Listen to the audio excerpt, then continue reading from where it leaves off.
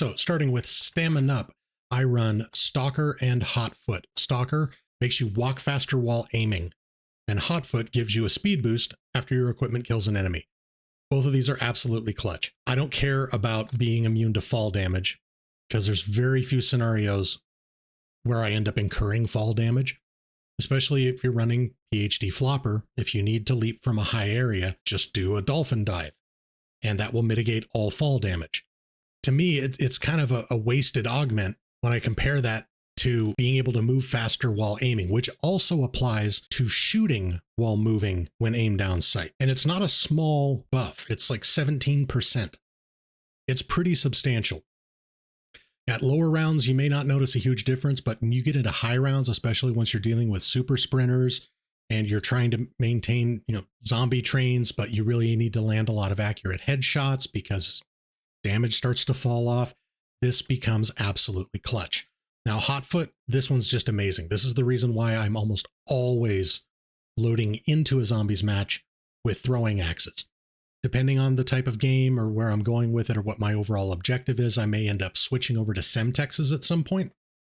But I always start with the throwing axe because Stamina Up is typically one of the first 3 perks that I end up procuring. And anytime I need to maneuver around a train of zombies through a tight area, I just have to throw that throwing axe. Everything up through level 40, guaranteed it's a one-hit kill, so it's always available. And I can retrieve that combat axe and use it again and again.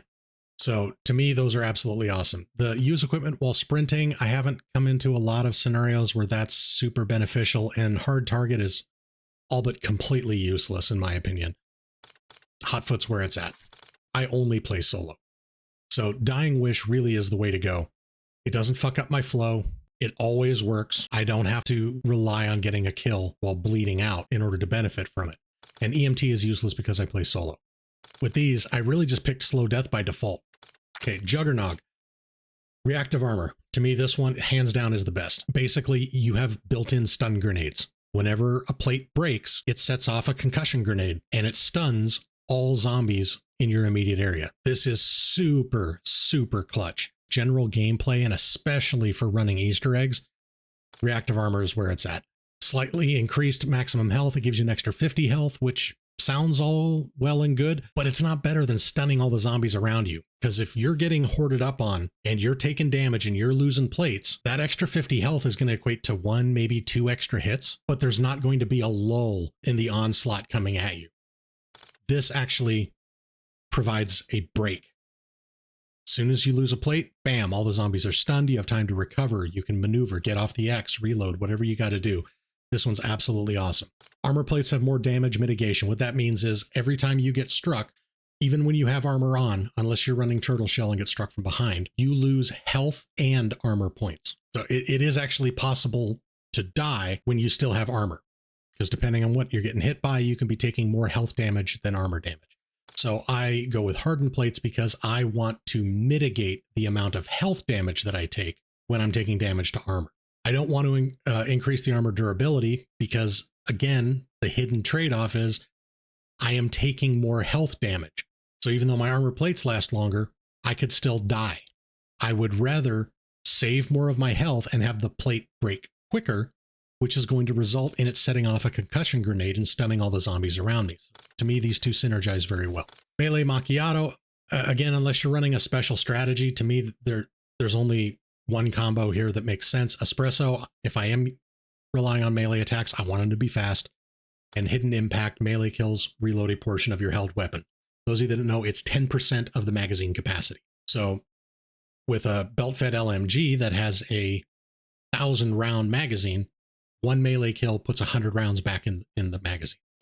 So this is, in most maps, pretty nice at low rounds. Citadel de Moor, this combination is super clutch. Vampiric Extraction used to be a great augment for a high round strategy on Citadel de Moor with the light sword, but unfortunately with the nerfs they put on the light sword, predominantly with its attack speed, it becomes so sluggish and painfully slow to attack without espresso that the amount of healing that you get just really isn't worth it. I mean, again, at lower rounds, it might be kind of nice, but if you're getting into the higher rounds where you constantly have enemies around you and they're They're going after you. They want your butt cheeks.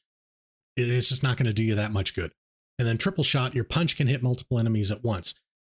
This can be very powerful at relative low to mid rounds. I forget where the punch drops off, but it will triple it. So at lower rounds, if you have 1,000 round LMG and you do a melee punch, you're going to get 300 rounds back if you strike and kill 3 zombies. But again, the punch is very slow and it does have a fall off somewhere in the low 20s, unless you're using strength training. And then it puts it up to like round 28. It's no longer going to be a one-hit kill, and then it becomes absolutely worthless. So stick and move backpedal speed is increased after a successful melee attack, again, unless you're running a specific strategy or maybe grinding out the camos for a melee weapon. This one might be a little more beneficial to you, but to me, the ability to regenerate ammo on command is massive. So espresso and hidden impact is where it is at for me. Speed cola. Classic formula. Reload speed is even faster. I don't care what the base reload speed is of the weapon that I'm using. I want it to be as fast as possible. That's the underlying primary advantage to speed cola to begin with. That and replating faster. But being able to reload even faster is wonderful. Phantom reload, don't really care too much about that one. It's so slow.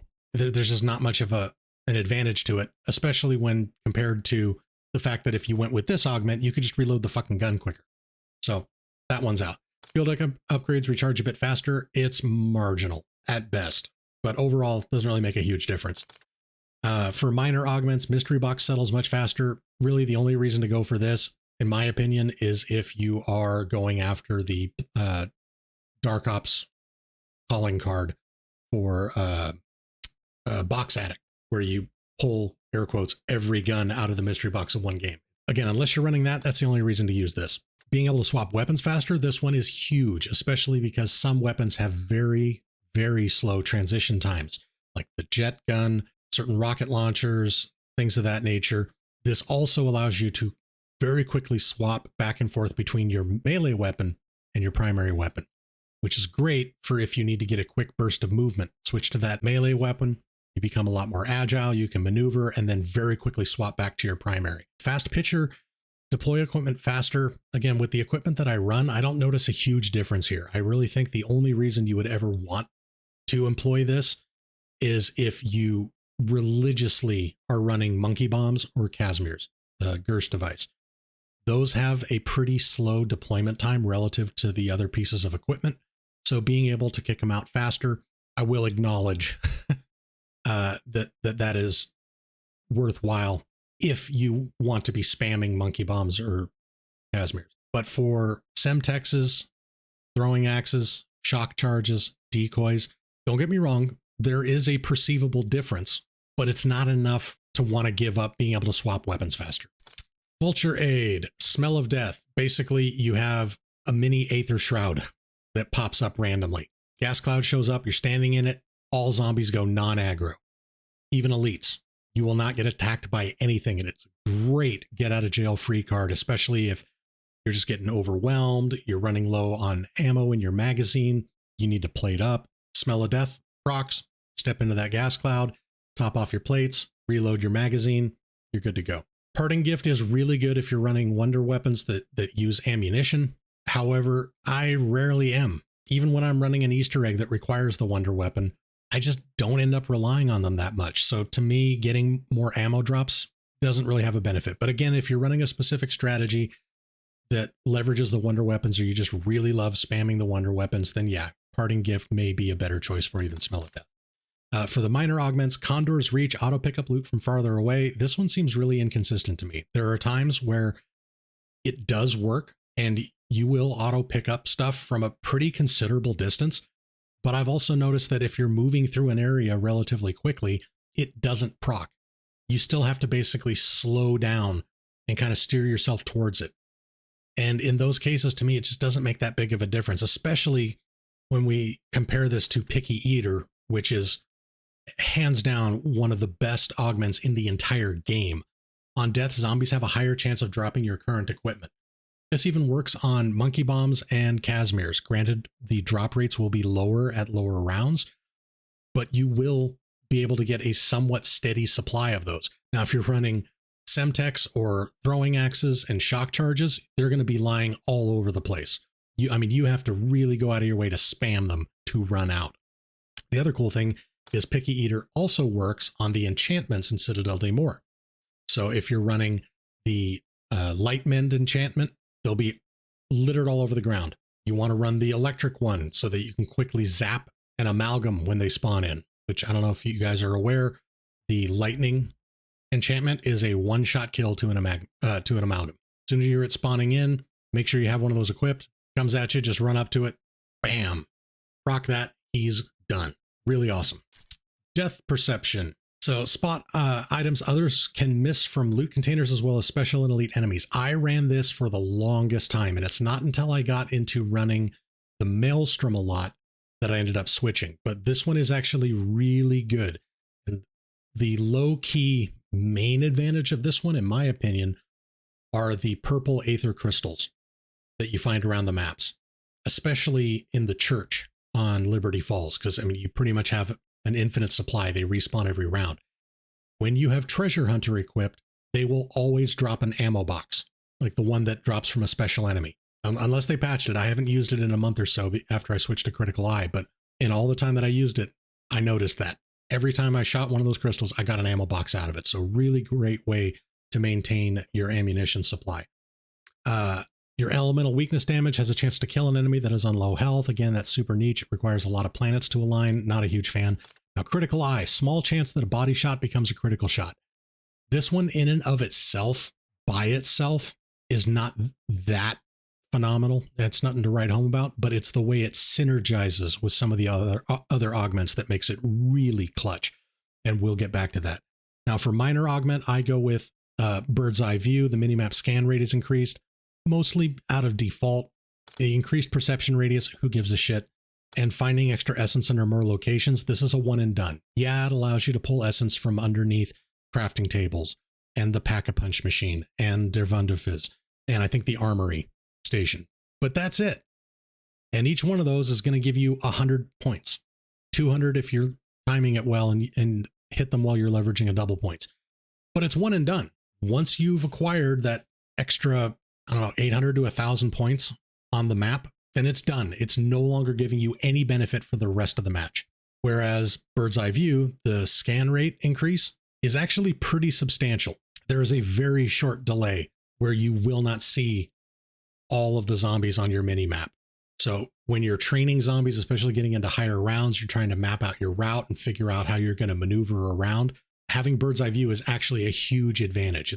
It's not something that I would go out of my way to have, but with it on offer here, it is leaps and bounds better than these other two. PhD Flopper. Okay, this one should go without saying. If you've tested these out at all, there's really only one combination here that is worth it. It's PhD Slider, so sliding into enemies triggers explosions. This is incredibly clutch. And then sliding distance and speed are increased. There's really no point to even look at the other ones. And I think this video is going to be long enough as it is, so I'm not even going to talk about them. Just go with these. Trust me, it's amazing. Okay, Deadshot Daiquiri. Dead Again. Critical hits have a chance of adding a bullet to your magazine. This is one of the synergies that I was talking about with Death Perception. Because Death Perception gives all projectiles from standard bullet weapons a chance to turn into a crit, even if they hit the body. And this one, critical hits have a chance of adding a bullet to your magazine. This synergizes incredibly well with shotguns that are firing multiple projectiles per shot. Every single one of those pellets has a chance to proc the Death Perception augment that can turn it into a critical hit. And then each one of those has a chance to add a bullet back into your magazine. And when engaging a horde of zombies, especially with the Maelstrom, where you're just chugging those things out rapid fire, you end up getting a lot of ammo back. In fact, on the boss fights like the Reckoning, multiple times fighting the Sam boss, if I'm locked in on her crit zone and just dumping into it, I have unloaded 3 magazines worth of ammo before having to reload. Basically, I make it all the way to the end of that damage cycle. It's incredible. And then again, for here, Dead Break, increased damage to armor pieces. The higher in rounds you go, the more armored your enemies are going to be, especially if you end up dealing with Manglers or if you're on the Reckoning and you're dealing with the Uberklauses. Being able to do more damage to armor pieces far outweighs reduced hipfire spread, which I'm never hipfiring anyway. I run the tactical laser on pretty much all of my setups.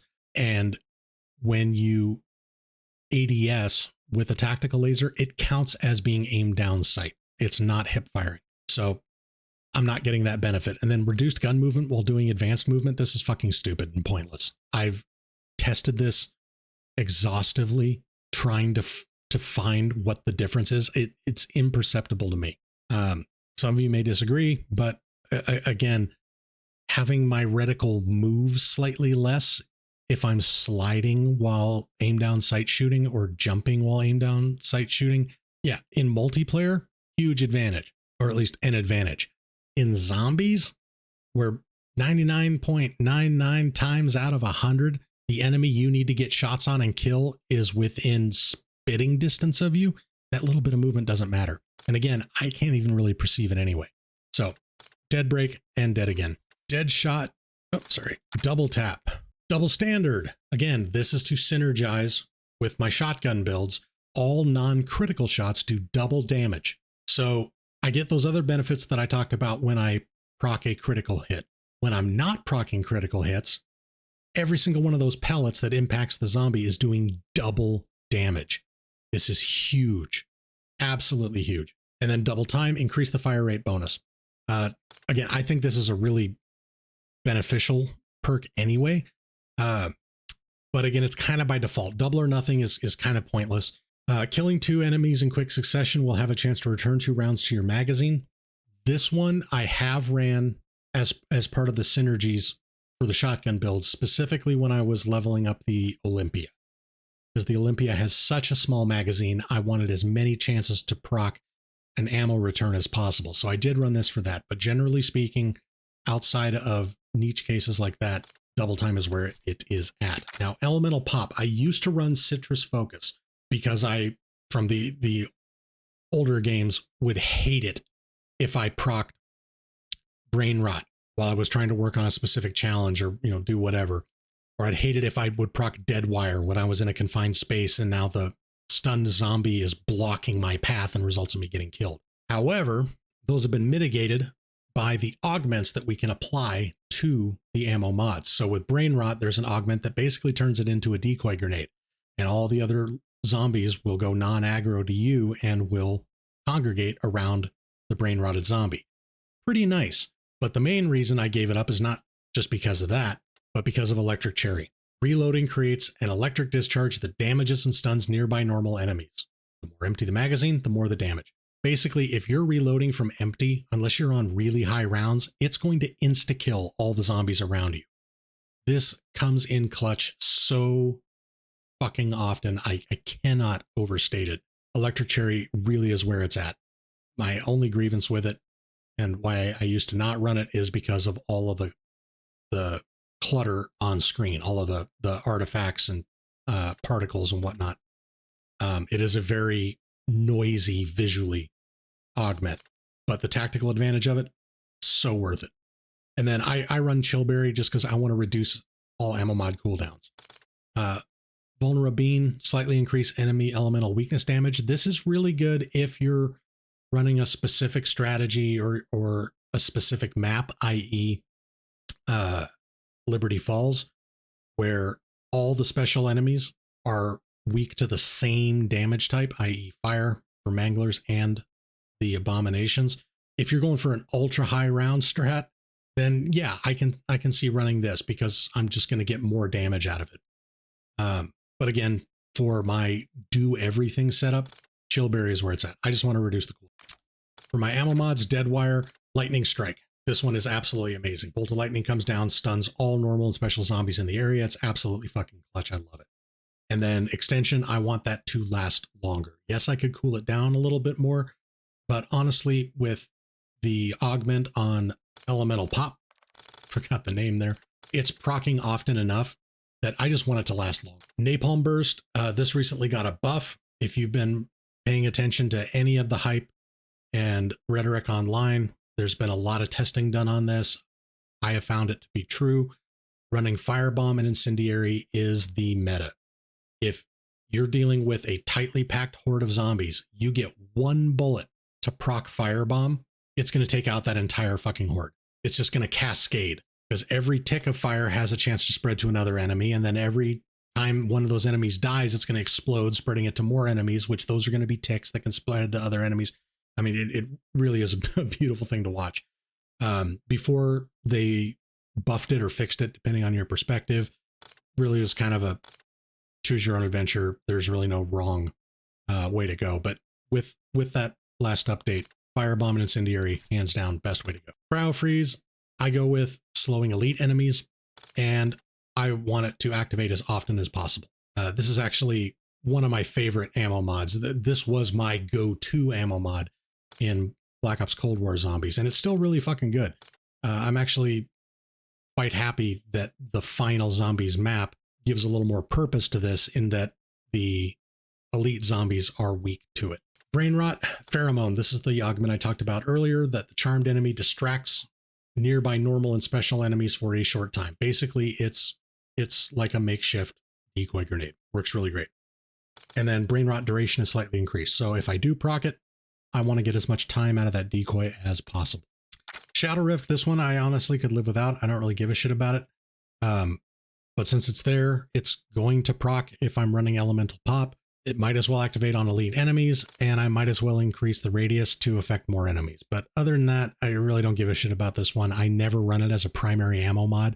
I only throw these augments on in case it procs from Elemental Pop. Shatterblast, this is another one that I really don't give a shit about. I threw these augments on just because, again, default, I'm going to pick something. So normal enemies are knocked down by the explosion. Cool.